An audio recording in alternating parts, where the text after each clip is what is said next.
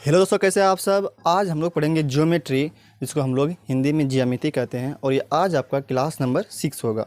इससे पिछले वाले वीडियो में हम लोग सवाल नंबर 14 तक सोल्व कर चुके थे और आज बारी है सवाल नंबर 15 नंबर का।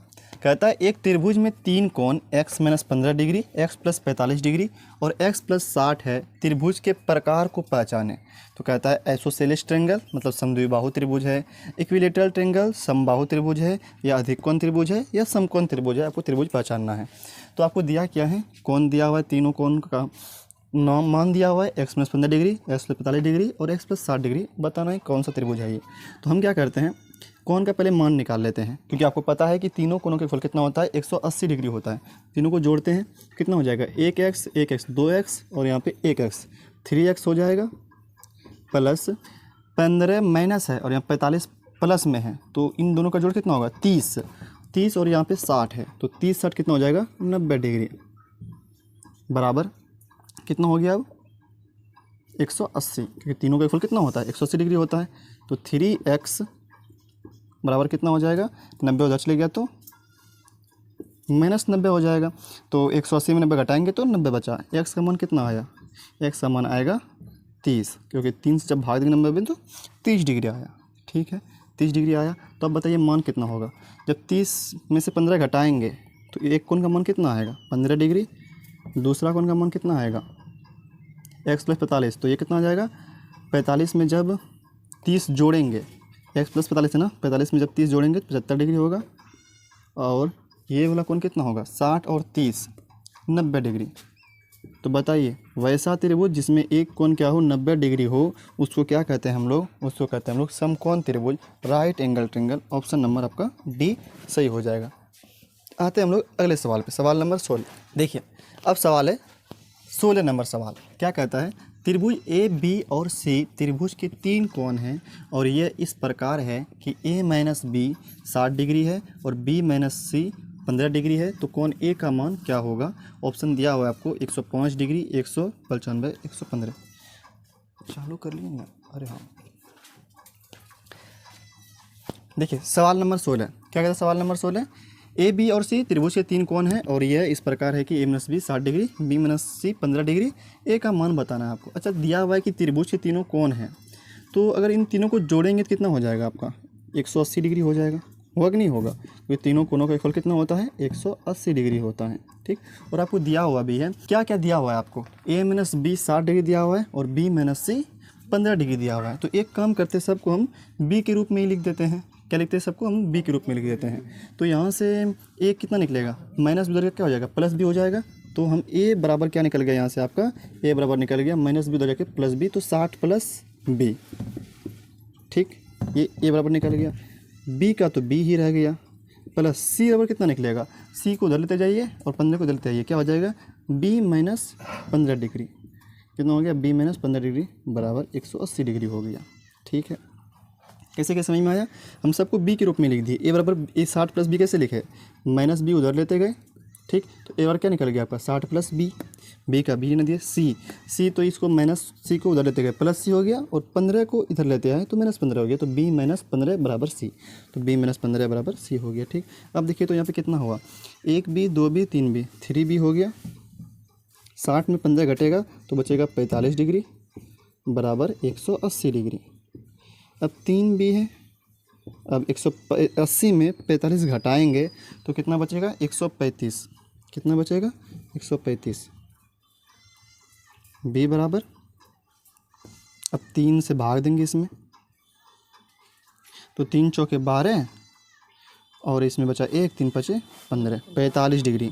तो b का मान कितना आया, 45 डिग्री। तो आपसे पूछा क्या है, a का मान पूछा है ना, तो a निकालना होगा आपको। तो a बराबर कैसे निकालेंगे हम लोग, क्योंकि a का मान क्या है, यहाँ पे a का मान क्या है, 60 + b। a का मान क्या आया है, 60 + b। a का मान कितना है, 60 + b, तो a बराबर 60, अब b कितना 45 आया, तो 60 45 जोड़ दीजिए, कितना हो गया, 105 degree. Option number A 105 degree, ये आपका सही आंसर है। ठीक, आते सवाल नंबर अगले पे, सवाल नंबर 17। देखिए कुछ कॉन्सेप्ट जान लेते हैं, उसके बाद हम लोग सवाल पे आएंगे। ठीक, जैसे कि एक त्रिभुज ले लेते हैं हम, इसका नाम है त्रिभुज ABC। ये ए है, ये बी है और ये सी है। और मान लेते हैं कि सबसे बड़ी भुजा जो है वो बी सी है। सबसे बड़ी भुजा क्या है? बी सी है। लार्जेस्ट जो है वो बी सी है, ठीक। और याद रखें कि जो सबसे भुजा बड़ी होती है उसके सामने कौन भी जो होता है वो क्या होता है? सबसे बड़ा कौन होता है। तो ये कौन सबसे बड़ा हो जाएगा क्योंकि इस भुजा के सामने ये कौन है। उसके बाद मान लेते हैं सेकेंड लार्जेस्ट ये भुजा है ए सी, सेकेंड लार्जेस्ट है, ठीक। तो इसके सामने वाला भी कौन जो होगा वो सेकेंड लार्जेस्ट होगा, मतलब दूसरे नंबर पे बड़ा होगा। सबसे बड़ा ये कौन होगा? सबसे उसके बाद ये कौन होगा? और मान लेते हैं ये स्मॉलेस्ट है, सबसे छोटी भुजा ये है ए बी, स्मॉलेस्ट। तो इसके सामने जो कौन होगा वो भी क्या होगा? सबसे छोटा होगा। ये नियम है, ठीक। मतलब अगर भुजा बड़ा तो सामने वाला कौन भी बड़ा होगा, अगर भुजा छोटा है तो सामने वाला कौन भी छोटा होगा। अब कंसेप्ट पे आते हैं हम लोग। अगर आपको तीनों कोनों का अनुपात दिया रहे, ए बी सी, तीनों कोनों का अनुपात क्या हो आपको दिया हुआ रहे, ठीक। और आपको पता है कि अगर ए जो है वो सबसे बड़ी कौन है, क्योंकि बड़ी भुजा के सामने ये वाला कौन है, तो ये सबसे बड़ा कौन है। तो अगर सबसे बड़ा कौन का अगर मान, सबसे बड़ा कौन का मान अगर बाकी दो भुजा से बड़ा हो, बाकी दो भुजा के योग से क्या हो? बड़ा हो, तब जो त्रिभुज बनेगा ये होगा अधिक कोण त्रिभुज। इसका नाम क्या होगा? अधिक कोण त्रिभुज। क्या बोले कि अगर सबसे बड़ा कोण जो होगा उनका मान बाकी दो कोण के योग से क्या होगा? बड़ा होगा, तो ये होगा अधिक कोण त्रिभुज। अगला पे आते हैं कि अगर ए का मान क्या हो? इन दोनों के योग से बराबर हो। ये अनुपात में जो दिया हुआ है ए का मान क्या हो? जो सबसे बड़ा कोण है उनका मान जो हो इन दोनों कोण के योग के बराबर हो, तब वो कोण जो होगा वो होगा समकोण त्रिभुज। वो कौन त्रिभुज होगा? समकोण त्रिभुज होगा, समकोण त्रिभुज। अगर अगला पे आते हैं कि अगर जो कोण हो वो छोटा हो, क्या हो? वो छोटा हो बाकी दो कोण से, बाकी दो कोण से छोटा हो, तब वो होगा न्यून कोण त्रिभुज। कौन सा कोण होगा? न्यून कोण त्रिभुज। क्या होगा? न्यून कोण त्रिभुज होगा। इसको कहेंगे हम लोग न्यून कोण त्रिभुज, न्यून कोण त्रिभुज कहेंगे इसको हम लोग, ठीक।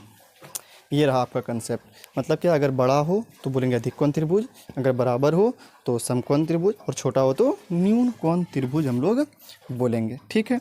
अब आते हैं हम लोग सवाल पे। देखिए सवाल नंबर 17 क्या कहता है सवाल? यदि किसी त्रिभुज के कोणों का अनुपात 59:32:91 है तो त्रिभुज का प्रकार है। आपको अनुपात में दिया हुआ है तो अभी हम आपको बताएं। क्या बताएं? कि अगर जो सबसे बड़ा कोण होगा, जो सबसे बड़ा अनुपात होगा, अगर वो इन दोनों से बड़ा होगा ये, तो ये क्या हो जाएगा? वो अधिक कोण त्रिभुज। बराबर होगा तो समकोण, और छोटा हो गया ये तो हो जाएगा वो न्यून कोण त्रिभुज। तो यहाँ पे चेक कीजिए, बड़ा कौन है? 91 है ना, तो 91 को चेक कीजिए कि ये दोनों क्या है? 59 और 32 के योग से क्या है? तो 50 30 80 और 9 2 11 91, ये तो बराबर हो गया दोनों। तो अगर बराबर हो जाए तो अभी आपको बताए कौन त्रिभुज होगा? समकोण त्रिभुज होगा। इंग्लिश में राइट एंगल ट्रायंगल होगा वो, तो right angle triangle, option number B, ठीक। अगले सवाल पे आते हैं, सवाल नंबर 18। देखिए अगला सवाल आपसे अपने से बन जाएगा। बनने की कोशिश कीजिए, देखिए कौन सा आंसर आ रहा है। तो यदि किसी त्रिभुज के कोणों का अनुपात 18:31:43 है, त्रिभुज का प्रकार है, बताने कौन सा प्रकार। अनुपात दिया हुआ है, अभी आपको बताएं कि सबसे पहले बड़ा अनुपात खोजिए 43, और देखना है कि इन दोनों का योग क्या संबंध बता रहा है। 18 जोड़ 31, देखिए तो 30 और 18 कितना हो जाएगा? 48 हो जाएगा। 48 से 49, मतलब ये तो बड़ा हो गया ना, मतलब ये कौन सा हो गया? बड़ा, और ये छोटा हो गया आपका। तो अभी अगर ये छोटा हो जाए, सबसे बड़ा जो अनुपात है वो छोटा हो जाए, तो वो होता है न्यून कोण त्रिभुज। क्या होता है? न्यून कोण त्रिभुज, इंग्लिश में एक्यूट एंगल ट्रायंगल।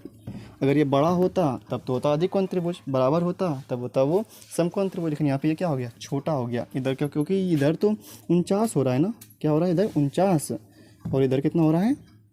43 ही हुआ, तो ये क्या हो जाएगा? छोटा हो गया ये, तो ये हो जाएगा एक्यूट एंगल ट्रायंगल। अगले सवाल पे आते हैं। देखिए सवाल नंबर 19 क्या कहता है? सवाल नंबर 19, चित्र में कौन बी ए सी का माप है? ऑप्शन दिया हुआ है आपको, चित्र भी दिया हुआ है ए बी सी।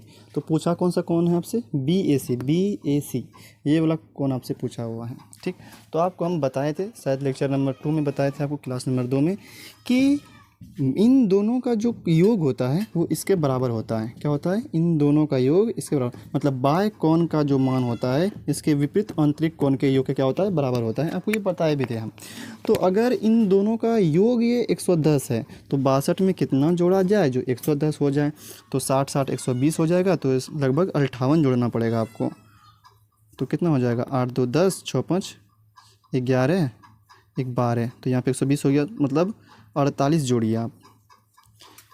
8 2 10, 6 6 10 1 11, 48 हुआ, मतलब 48 जोड़े ना, तो इसका मतलब इसको 48 होना पड़ेगा, तभी इन दोनों का योग कितना होगा? 110 होगा। तो 48 48 48, ऑप्शन में तो 46 है, तो होना क्या चाहिए? 48। या तो उल्टा इसको घटाइए इसमें, तो वो भी निकल जाएगा। 110 में से 62 घटेगा, 10 में 2 गया 8, और बचा कितना इसमें? 10, 10 में 6 गया 4, 48। यहाँ पे 46 नहीं 48 होगा, यहाँ पे 46 गलती से लिखा गया, यहाँ पे 48 होगा। तो ये ऑप्शन नंबर सही होगा, ऑप्शन नंबर डी, 48 डिग्री। ठीक, तो उम्मीद करते हैं आपको सभी सवाल समझ में आया होगा। तो रहते आज यहीं तक इस वीडियो को, फिर इसके बाद हम लोग सवाल नंबर 20 के बाद से हम लोग अगले वीडियो में सोल्व करेंगे। अगर आपको वीडियो पसंद आया हो तो वीडियो को लाइक कर दीजिएगा, चैनल को सब्सक्राइब कर दीजिएगा। फिर मिलते हैं हम लोग अगले वीडियो में।